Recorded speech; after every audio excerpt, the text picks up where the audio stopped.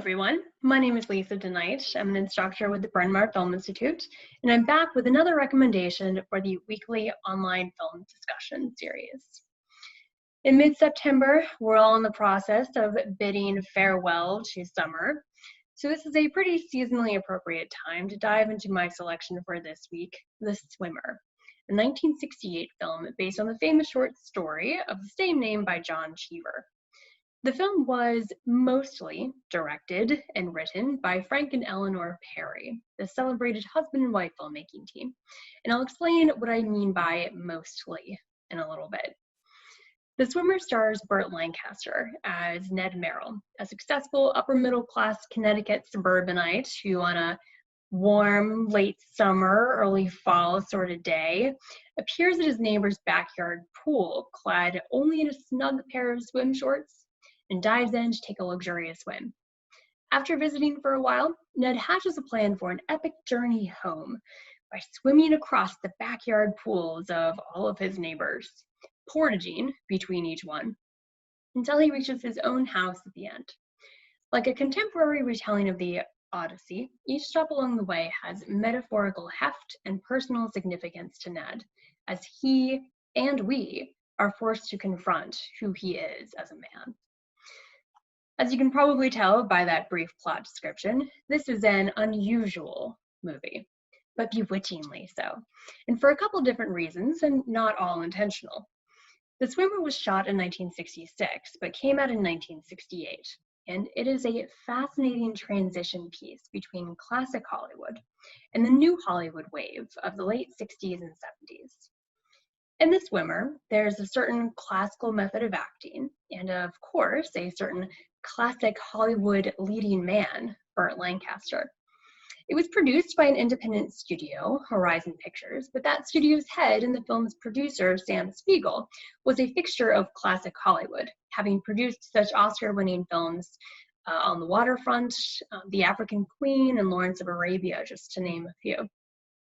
On the other hand, Frank Perry's aesthetic vision and directorial worldview heavily signaled the flavor of films to come in the new Hollywood era, especially with the self-consciously metaphorical and elliptical style of editing and cinematography Perry favored, as well as his affinity for grappling with issues like sexuality and social behavior and class structure with unsettling and incisive psychological acuity.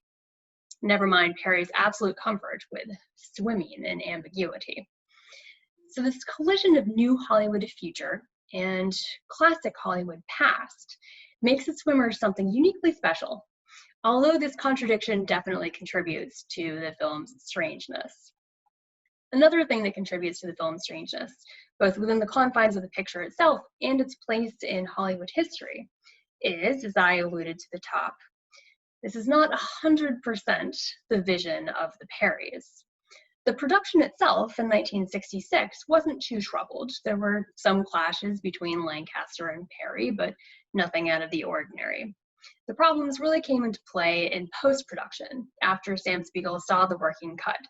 He found the film to be way too experimental and demanded lots of changes. Perry held his ground and was summarily fired, and a young Sidney Pollack was brought in to do reshoots and edits. Most famously, the actress Barbara Loden, wife of director Elia Kazan, had a significant role in the film, and she was entirely cut and replaced with Janice Rule in post-production.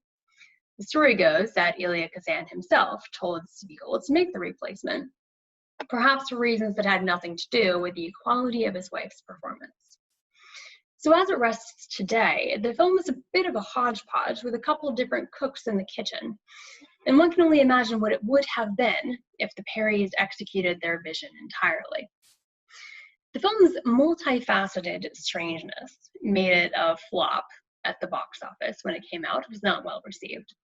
But like another cynical Burt Lancaster vehicle that was way too ahead of its time, Sweet Smell of Success, it has since been resurrected and appreciated by viewers and critics alike, more and more through the passage of time, as a very impactful and critical exploration of the facade of the American dream.